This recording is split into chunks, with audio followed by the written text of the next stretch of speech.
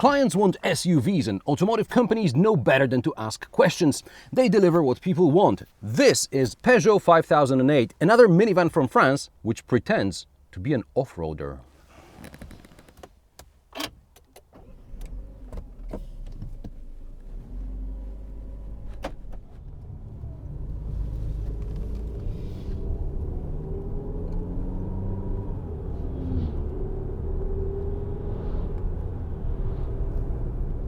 There is method in this madness. Let's take Ford, for example. If you want to drive your family around, you get a C-Max or an S-Max, which are fine as long as you stay on tarmac.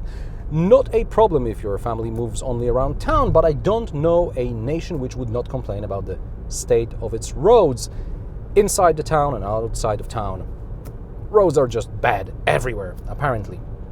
And every now and then, you'd probably like to drive somewhere more remote, like a cabin in the woods. You'll need an SUV rather than a minivan then, won't you? And now try to pack 3 kids and older stuff in a Ford Kuga. You see the problem? This is why besides Touran, Sharan and ordinary Tiguan, Volkswagen also launched Tiguan Allspace. And this is why Renault Espace looks more like an SUV than a crossover, just like Renault Scenic and Grand Scenic. Peugeot followed the same path, but instead of calling its bigger model, say 3008 Plus, it simply replaced a terrible-looking minivan with a boldly designed SUV. Beauty is in the eye of the beholder, but as far as I'm concerned, the French can design interesting-looking cars, even if functionality sometimes leaves a lot to be desired. We'll get to that in a moment. For now, let's focus on how Peugeot 5008 drives.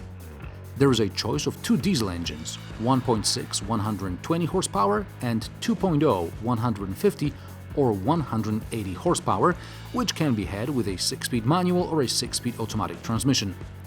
In the petrol department, you can choose between a 3-cylinder 1.2 120 horsepower motor that we've recently seen in Opel Grandland X or a 1.6 165 horsepower engine.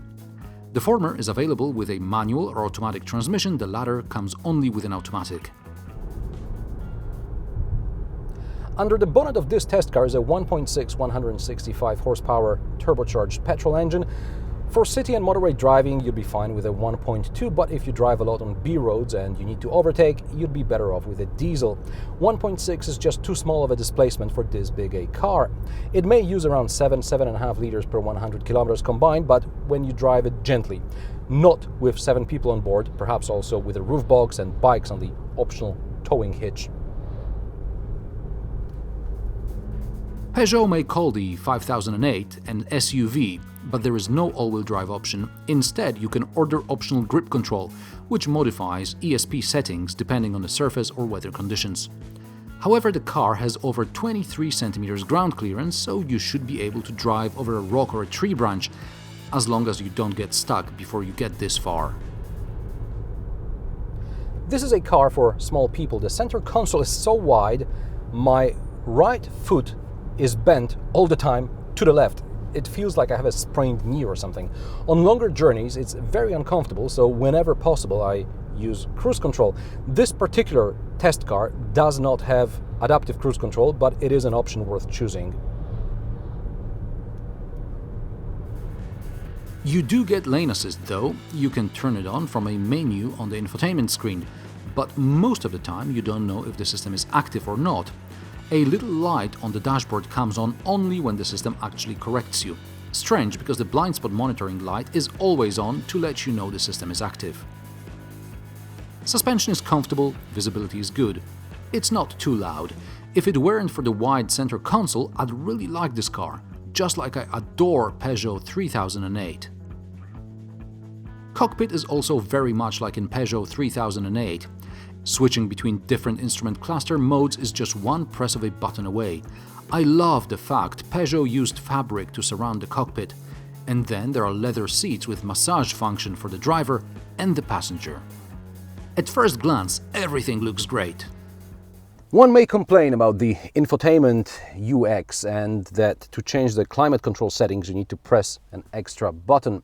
One can be annoyed that the glove box is rather small.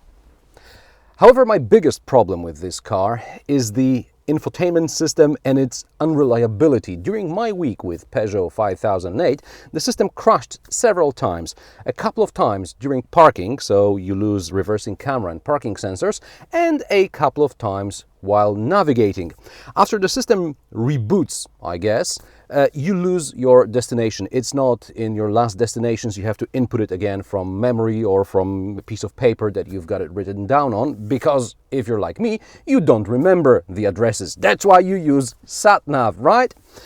So anyway, I know I can buy Android Auto and use my smartphone, which probably would be better, but in order to use Android Auto, I still have to pay for this useless SatNav.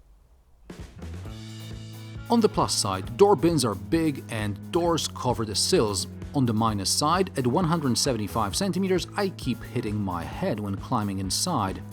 This really is a car for short people. There is a lot of place in the back. 3 seats slide and fold individually. There are isofix points on each of them. There are optional picnic tables on the back of the front seats. By the way, front passenger seat can be folded flat, which is convenient when carrying longer items. There are also air vents and a 12-volt socket. The floor is flat and there are 2 storage compartments underneath. SUV or not, Peugeot 5008 is a 7-seater, but before we get to the third row I have to show you something in the boot. Firstly, this is a car for short people because leaning inside I hit my head. Secondly, something went wrong when designing the boot cover stowing mechanism. Take a look at this.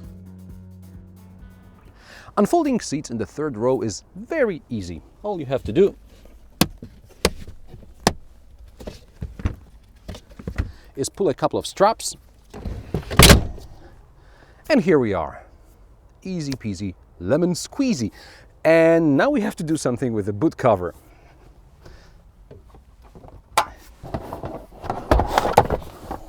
So far, so good.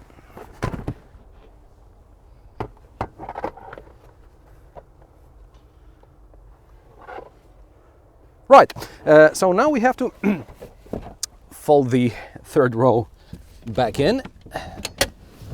Easy peasy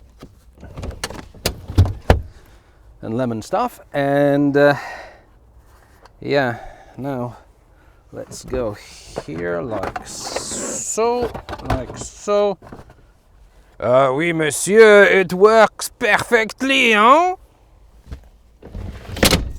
Easy peasy. Ow! Bloody hell. Can you spell afterthought? By the way, depending on seat configuration, boot volume is between 214 and 1940 liters.